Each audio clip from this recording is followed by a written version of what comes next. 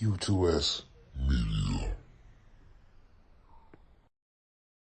Welcome to the dopest podcast, Up to Something. We're your hosts, Trapper, D God, Bill Bixby. and like always, we're gonna give you that motherfucking real.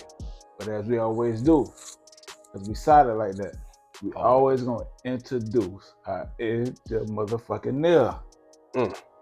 Pablo, Fablissimo, aka Trap.Teasy, the biggest.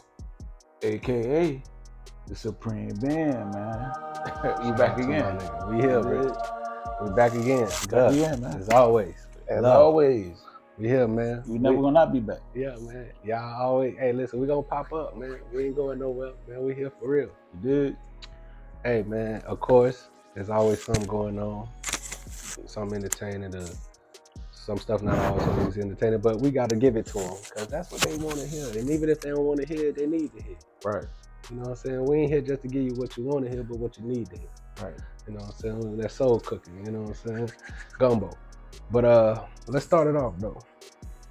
I'm gonna start off with the Ariel movie. I know this kind of old, but it's still, I guess, up to date because people are still having a problem with a black Ariel. And if you don't know what I'm talking about the Little Mermaid or the Little Mermaid.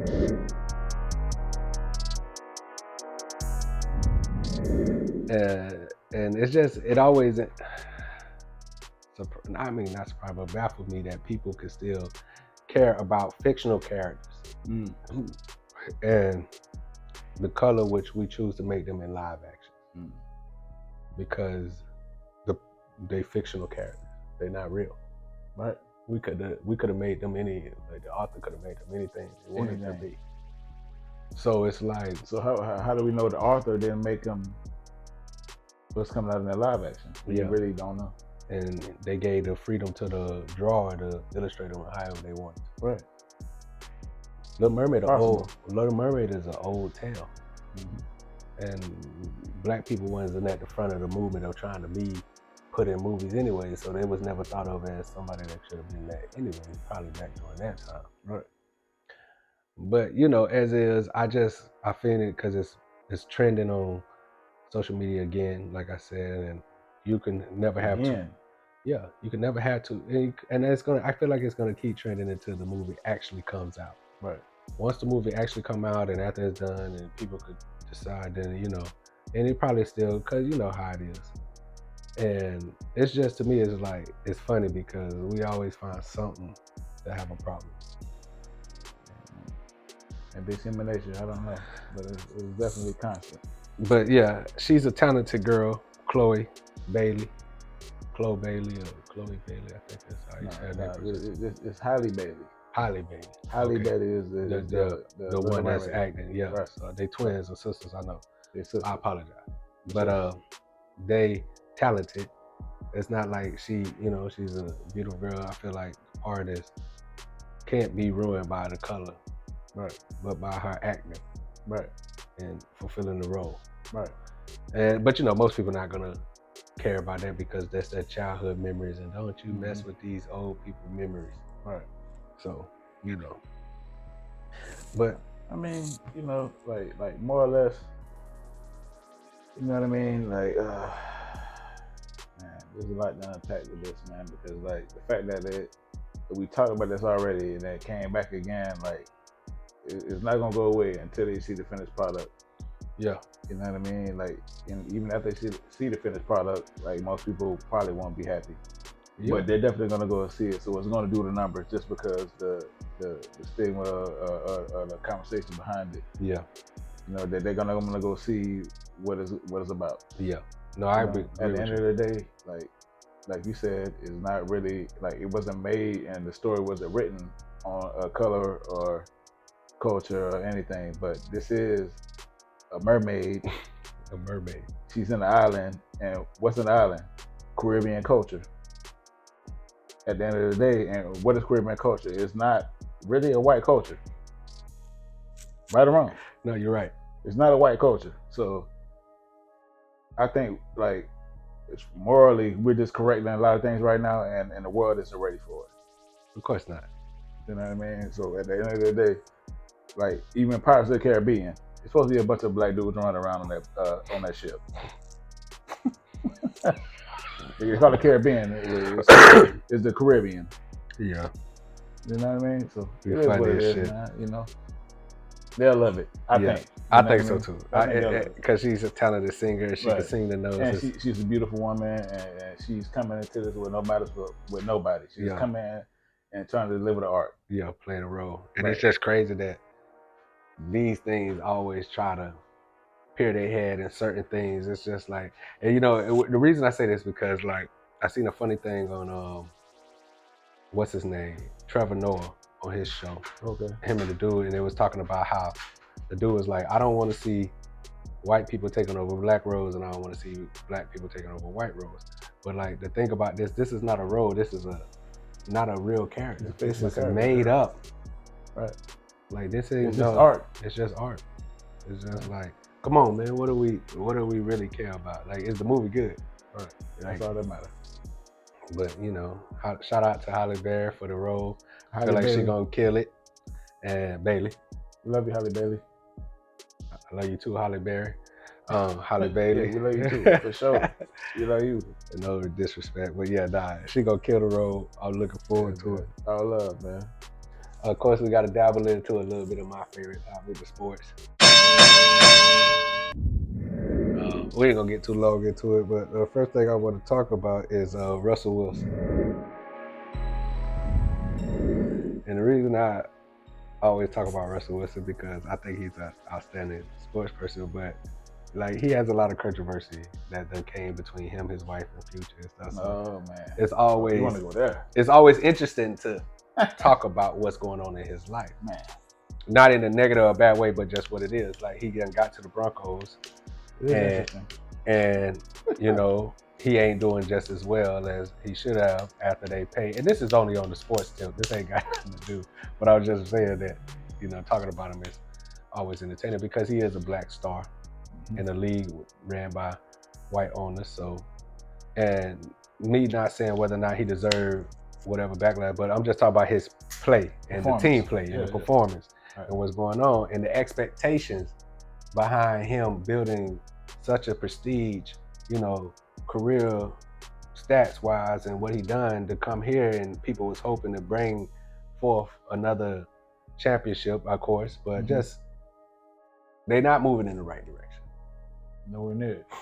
Not with the expectations that was set on him and what I'm pretty sure the expectations that he set on himself. Right. But being here, and I'm not saying that he should be villainized and talked about because it is, but listen, it's sports. The one thing about sports, nigga, if ain't nothing else, nigga, if you somebody of renown, I expect you to come in here and help us win. Right. Plain and simple.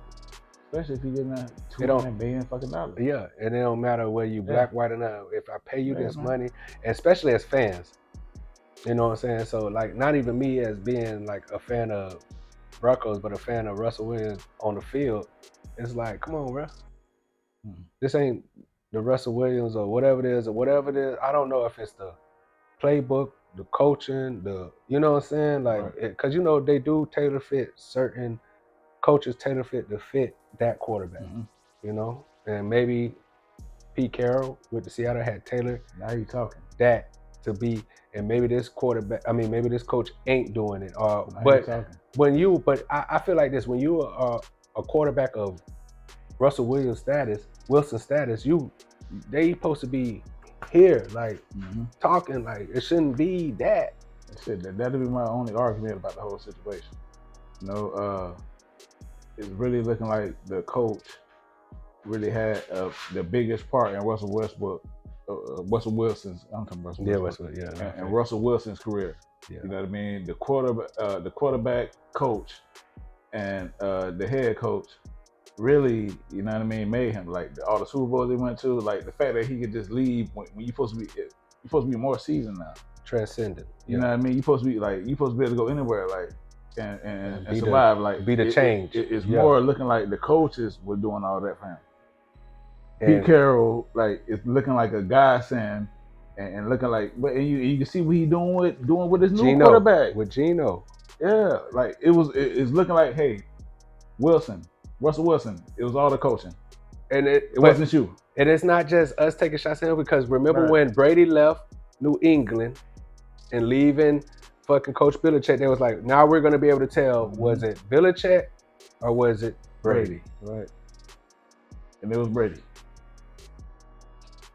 He won the Super Bowl. Now, man. the same question is being asked. Was it all Pete Carroll's fault? Or was it, because Pete Carroll got a lot of fire for Seattle. Because Russell Wilson was doing big things.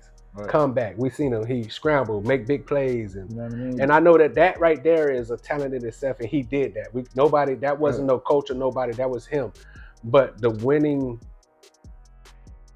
I guess the winning coaching, like, you know, the winning drive, wasn't fully on him like it was Brady or some of these Aaron Rodgers, you know, other people that you would big, because we're putting him up there with these type of people. That's why I'm saying this. We're not just saying he's just some regular meal quarterback. He's transcending. He's this. Yeah.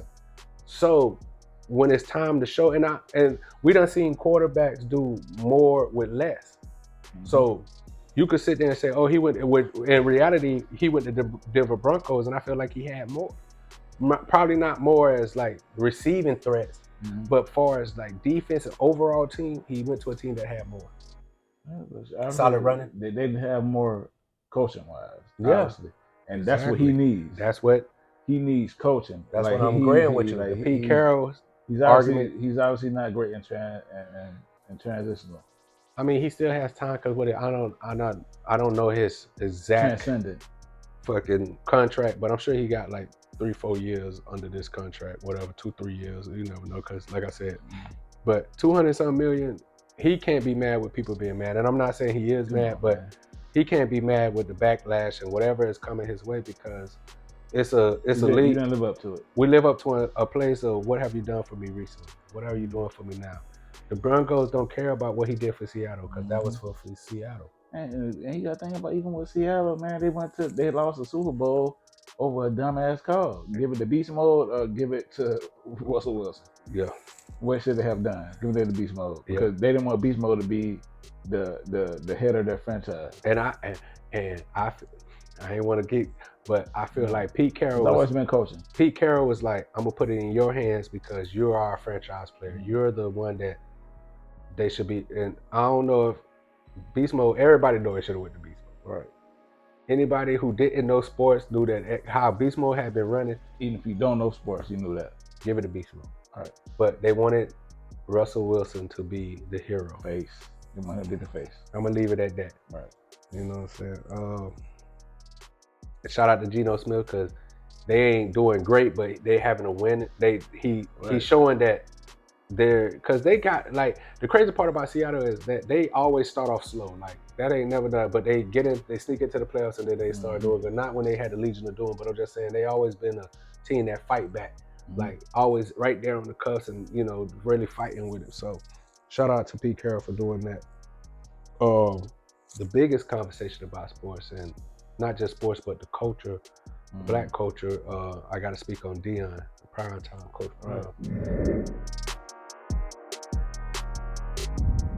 He, you know, is huge for the culture, and how our culture is affected by, or how we choose to be affected by, what Coach Prime did.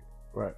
Coach Prime, if people don't know, Deion Sanders, Super Bowl champion multiple times, college champion, you know, just arguably the greatest athlete of all time. Yeah.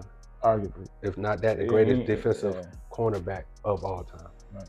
Big prime time, big personality to match his big talent.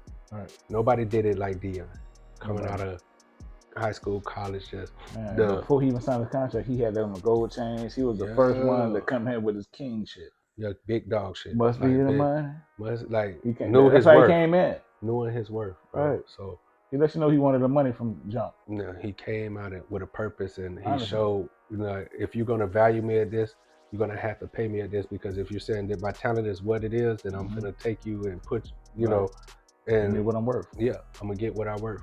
You know what I'm saying? And he did amazing things at Jackson State. 2 championships. For that hot. Swag. He went 12-0 this year. Yep. He brought light to HBCU that we've been craving for, we've been asking for years, that light to just be shined on them and on us in the HBCUs. And people are tearing him down because, like, how could you do this and then leave? We don't even appreciate the fact that and it's like, we appreciate it, but still you owe us this. Oh man, the man has brought so much light, so much, you know what I'm saying? Yeah, people gonna leave because but that shows more to the credit of his coaching ability than the school as itself, the HBCU as itself. You know what I'm saying? And I'm not saying that it's good or bad, but we can't, well, I feel like I'm not gonna villainize him for choosing a school with pay more and give him an even bigger place to shine. Right. Because now HBCU, they don't get the respect that they deserve. And he brought that light to it, not just him and other coaches, but now he's moving to a higher level where he can bring even more light, bring even more black kids to these schools where there's not a lot of black kids shining. And he could, you gotta keep moving up. People want us to get, come on, man. I don't want to speak too much on it, but it's a deeper thing than but we're so quick to counsel somebody or want to just tear them down because it's like, stay at HBCU forever. I mean, like he could never do like him being at HBCU, like it was dope that he came. That's all he could do is shine the light on it. There's nothing he could do in the time that we are right now. There's no significant change that he could do in his lifetime that's gonna benefit his family. You know, like that. Just put that out there. Yeah. There's nothing that he could do. Like he is the one. Like his sons, like none of his sons nobody is famous. He making them famous as we speak. He brought his sons to Jackson State, and you seen what Shedeur was able to do. He brought him to Colorado. You seen what the what's the other son name? The one that's cornerback that got his numbers. I can't like you're seeing what they're able to do. You know what I mean? But at the end of the day, he's not gonna be able to benefit them and help them in a way at HBCU. Like I was really into it, man. I'm not gonna lie, man. Like when it first, because I'm definitely like about my people, so I'm definitely like thinking like, hey, he's never gonna leave HBCUs. Or like this Deion, man, like he about to put all the power in HBCUs. But at the end of the day, like we're just so many years behind. Like you literally have to push into the Pac-12. Like he didn't go to the Power 5. Like he pushed into the Pac-12. Like you got to push your way into that and bring people with you because the HBCUs are so behind, man. It's like there's no way, man. Yeah. You can't get the blocking. Like Shedeur was getting killed even in HBCU football.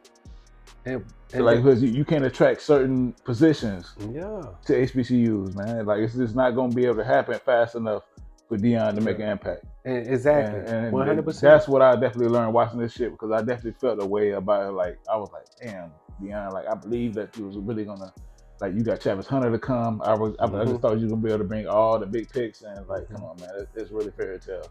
And the time that he has to do it. And think about this. That shit takes time. Just like it took time to build these Pac-12 and Power 5 schools and all this. But you got, like you said, the Power 5, you got these big schools where whether or not Deion is one man, like you said, if you give him 20 years, he could build it up. But to say that he's going to be able to get enough talent for them to not play in the SWAC, that's WAC, and move to playing Alabama, playing Ohio State, that's gonna take a lot of time, man. Playing Clemson, these power schools, bro, you're fooling yourself.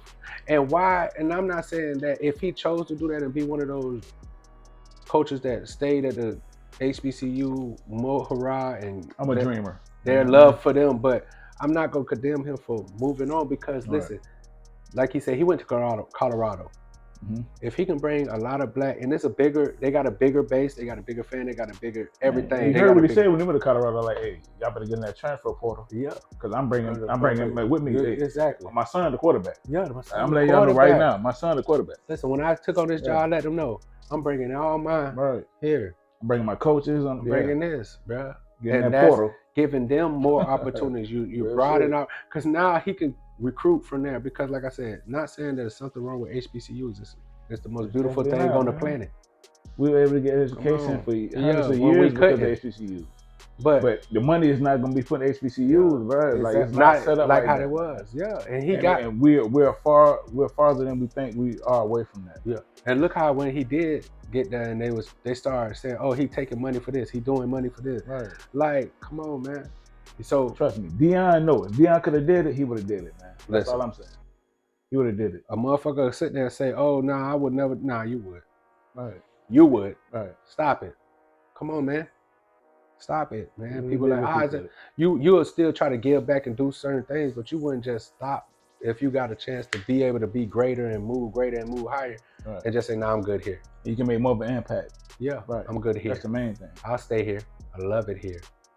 And there's some people like that, but some people not. You can't judge them for moving on. Shout out to my nigga Prime. Yeah, shout out Prime, man. I was heartbroken at first, bro, because I'm a dreamer, like I was saying. Yeah. So I was dreaming. But do big things. It's not possible, man. It wasn't not in that field. But I feel like too. In Jackson State, the water fucked up. Yeah. He can't even take care of his fucking players like that because the water system fucked up and they're not trying to help down there. But there's so much that is underlining that we not seeing. You know what I mean? Yeah. No, 100%. He was trying to put it out there. Yeah. Go farther. Yeah. You gotta go farther. Sometimes you gotta. He got his kids out there. He got 3 of his kids out there. And he allowed them to be there for years and take it to another level, bro. Right. Come on, but we supposed to go farther. Like, we supposed to take it to the moon. We supposed to take it further than, people just so good with trying to. Shout out to them. Shout out. Do their thing, man. Black excellence. Yeah. All right. We got to speak on, and we always speak on black excellence, but we got to speak on our boy Kanye. Oh, shit. Kanye is in the news again. Breaking news. Not so breaking. Kanye is in the news again for saying anti-Semitic things again. Saying that he loved Hitler. Not love. Sorry. He liked Hitler. He likes Nazis. Don't let me say love, because that's not what he said. He said he likes. It's very deep. Yeah. Of course, you know me. I like to watch stuff and get a understanding before I just jump to it. But at the same time, I've never been a person to try to villainize people just because other people villainize people. Kanye said some things, and I feel like us all, it's not about what you say, it's how you say it. But I also know that with social media and how people take it, they could paint the narrative to be way more sinister or way more vile than what it is. And it's like, oh, people could be like, oh, there can be no more sinister than saying you like Hitler. Who could ever like Hitler? Mm-hmm. Who could ever like somebody who murdered and massacred white people? Colonizers. You've been loving them. Mm. You got statues of them. Every culture. Mm. When you murder somebody else's people, when you do something and you thought it was for the right reason, you uplift them because of your plight, because of your failures or your conditions. And what I'm saying is, I'm not saying Kanye was right or wrong. I never try to speak on this. It's just opinion. Right. But I do not villainize Kanye because I heard what he said. He said, I like Kanye. Maybe he shouldn't have said, like Hitler. Maybe he said, I like certain qualities of Hitler. But he did say that I don't just see people in, just because you did bad, you could never do good. Just because you did this. And then he said, I never lump everybody together. Right, there we go. I never lump all Nazis together. There we go. I never lump all Russians with, every Russian gotta be a Nazi. Mm-hmm. Every white person gotta be a supremacist, racist, Right. Every black person don't gotta be a thug, villain, da-da-da. Right. Like, he's saying, I don't judge everybody. Mm-hmm. And nobody wants to hear that you agree with something that somebody horrible said when they did something horrible. All right. But shit, like really, what can we go off of, man? It's really, like, you get to a point, like, what do we really know? Yeah. What do we really know? All we know is history and whoever wrote it. Yeah. Who knows what happened and whatever, and I'm not gonna answer that tonight, guys. I said Semitic. Yeah. Anti-Semitic guys. Semitic. Because we really don't know. Semitic. At the end of the day, like I understand where he was coming from and the extreme he went to get a message through. Yeah. That's all it was. Cause shit, I really like him getting into the point where like he really don't believe that Holocaust happened. I really don't think he believed that. But like you canceling me, so I'm about to say something to open your eyes to make you listen. Exactly. Or open your ears to make you listen. Yeah. You know what I mean? And at the end of the day, he is right. All black people aren't thugs. All Asian people aren't thieves. Yeah. Shit, like all Jewish people aren't victims and swindlers or whatever they try to paint the whatever negative narrative whatever goes with your culture and your plight. You're not all those. Everybody's not that. Everybody ain't. That's the whole thing that I took from that, and that's all. I just feel that's all he wanted to be put across is that, hey, everybody's not Hitler. Exactly. All Germans are not Hitler. Yeah. All these people are not. Yeah. Because think about it. We have an argument about the southern states and the flag and the Confederate flag, and not all people who have the Confederate flag are just hating blacks, and some people, because like everybody not raised off of like and when he was saying about the soldiers, some of them soldiers don't know that they just know that they was called to arms for their country. We got to do this. And I know a lot of people who would still do some stuff that they weren't supposed to, they felt more right, but because their country told them to do it, they're gonna do it. Right. Every culture. Like I'm telling you, I know. Man, we talk about this all the time, man. Like, come on, wherever you're stretching out to, like, that's what you're gonna put the most in. That's what your loyalty gonna go. Like, it is what it is, man. And that's the way life goes. Exactly. However you tend, that's what you're gonna fuck with, man. You go for the most part. Yeah. By the masses. We all got beliefs and different kind of, so your belief of this might not be stronger than this person's belief, because this person's belief they might willing to die for that belief. Yeah. And you might think they're completely wrong. But you ain't willing to take it to the levels that this person is willing to do for their beliefs. Fucking right. Yeah. Motherfuckers flying planes in the buildings about beliefs, man. People, your beliefs go as far as I'm just gonna tell you how I feel. This person believes like I'm gonna fly a plane into this building. I'm gonna kill somebody. Whether it's right or wrong, this person has decided to sacrifice their life. It is right to them. And right to their belief. To their belief. Yeah. Whether you believe it's right or wrong, man, that person is willing to die for that. And there's no stronger belief than willing to lend your life for that. When people get to that point where they're willing to give their life for something they believe, it's hard to deter them people. Oh yeah. And so with Kanye saying this thing, and it's like, we so quick to villainize no matter what because we feel some kind of way and we don't want to. And like I said, if you look at most of the social clips of him, it's only the villainize. Because in that same part where he said, I like Hitler, he was like, I love Jews. I love everybody. I don't got no, but that is not what's glorified. Oh, you like Hitler? Which is stronger? Like, and this don't even matter. I'm just saying, which is stronger, like or love? Most people say love. So the fact that he said I love Jews should outweigh the fact that he just liked it, because you don't like you like a lot of people that you don't really like. Like, he cool, but I don't really fuck with him like that. Right. He cool, I don't fuck with him like that. But if you like one thing about a person, you gotta say you like him. Yeah, I like this about this person.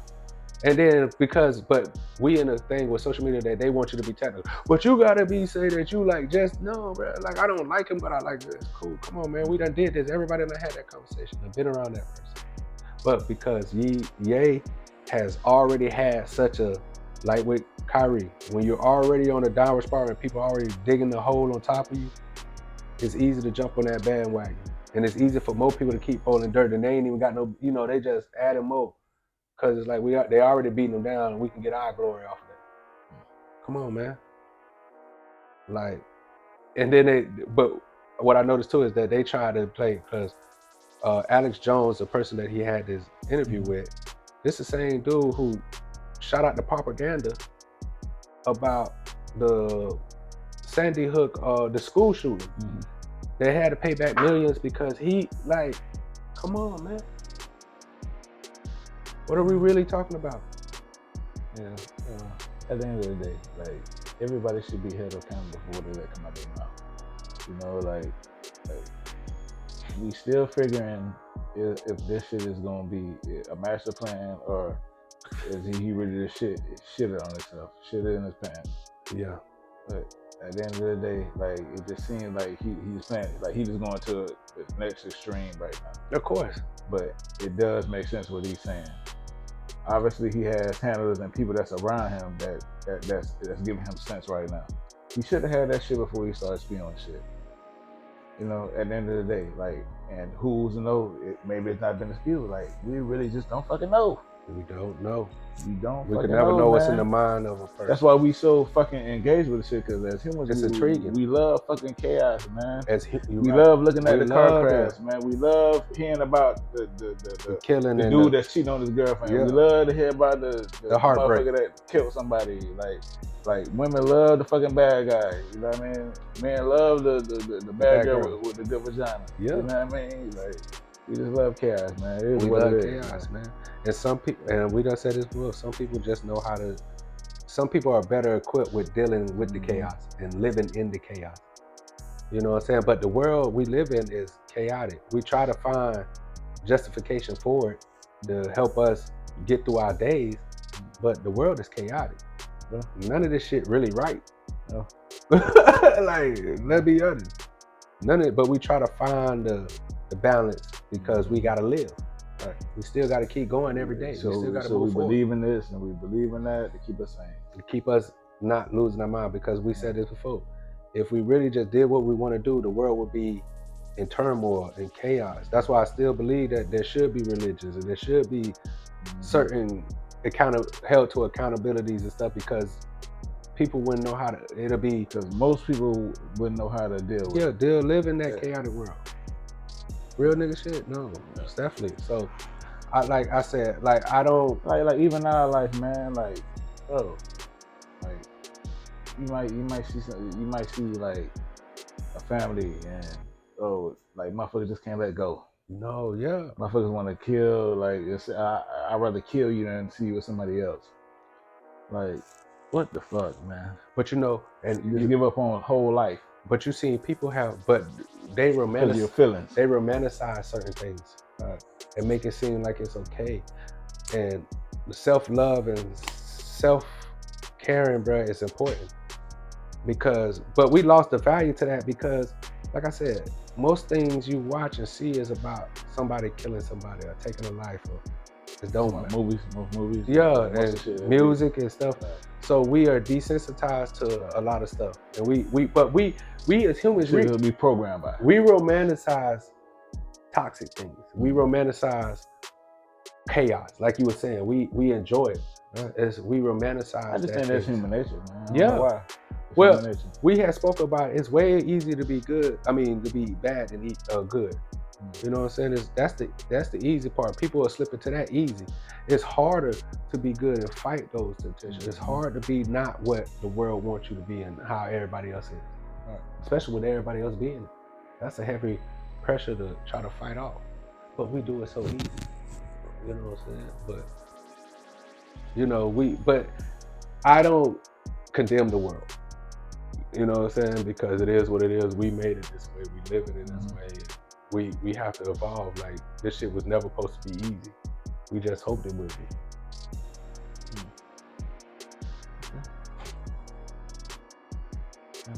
We're doing this examination, man, for the most part. That's what I think about it. But people, this shit always exists, man. It just went through cycles. Exactly. It always exists. But I just hate that we as black people, and just we as people, but especially our black people, we so quick to condemn our own people, and, like, get rid of it. And I'm gonna tell you like this: like, we could say stuff, but some people, like, they're just like, oh well, I seen the podcast, like, you think that nobody's affected by what you say, but there's people affected by it. Yes. People will sit here and say, oh, I ain't trying to be no role model, like Charles said back in the day. And we know that no matter what, you might be a role model even if you don't want to be a role model. But the severity that you what Charles we talking about? No, this is back in the days when, you know, Charles, he was on like the slam thing. He was like, I'm not a role model. He had chains on him. It was very bad look for him. But he said, I'm not a role model. And I can understand it. He's not trying to be a role model. That's not his goal, is to be your kid's role model. But he's a role model. But we know that no matter what, if somebody look up to you, you didn't try to make them look up to you. It's just something that they saw in you that made them choose. If you're in the spotlight, you're a role model. Yeah, so people want to condemn people for being in that spot, and but people are still human beings. Like, forget the people that's in the spotlight. The person that you are in that person's life every day is a big play on being a role model. Mm-hmm. Right? Way more than that person who's the superstar, because you're in this person's life every day. You're a part of these people's life. You have way more influence. They can want to be like that person as much as they want. But you know what I'm saying? They're gonna remember the life lessons that you left behind. So, but shout out to Kanye, and he's just a wild nigga. Like, and he's an intelligent nigga, bro. And he is confusing at times, and but that's like most people are. Most people are confusing, and it's hard to. I see even Dan Dash came out like, oh, you bipolar. Yeah, like just listening, like, man, you don't need to be talking to people bipolar. You need to chill the fuck out, man. But get like your thoughts together and then spill it. But no, that's what I was gonna say. When you get pushed when your back is against the wall, right, and you feel like you're gonna die and there's nothing else but attacking, you usually attack. You come out like, oh, they sacrificed my mother. Like, I don't know if this shit. No, satire. I don't know. I mean, of course, it's a balance. It's a balance. Because he know how media works. So it's not just all like, I don't want people to think that everything is Kanye. No, some of it is showmanship and just knowing the game, right, and how to finesse this shit. Like, he been in this shit for years. So like, let's not get it twisted. I don't want people to think that everything Kanye says is just from the heart. That nigga. But come on, like everything, it's like onions. There's layers. Like, come on, man. Let's not just say the top of it is what. No, it's layers to people and everything, man. Mm-hmm. Come on, man. If we stop at the surface, we'll never get nowhere. But shout out to y'all, man. Shout out to my brother, my cousin. You already know we out here. We giving y'all the real, man. Shout out to everybody. A special happy birthday to my cousin Tony, Natalie. Shout out to everybody who's still fucking with us, man. Shout out to my brother Suave, my family members, man. Big love. Hey, y'all say a prayer for my sister. She sick. Shout out to her. Big love. Hey, we love you, Jazz. Hey, man, God bless. Man, thank God. We always here for you, man. Stay up, man. We got you. And like we do it, man. We here for y'all, man. Fuck with us on social media, man. I'm about to get on this. Ralph finna teach me how to do this TikTok. We out. All right, man. Melodic, we love you, man. Hey, happy birthday, Shawty. Melodic, you already know. Drop some beats. We ran over. Drop some music, nigga. Fuck with me when you come in town. Yeah.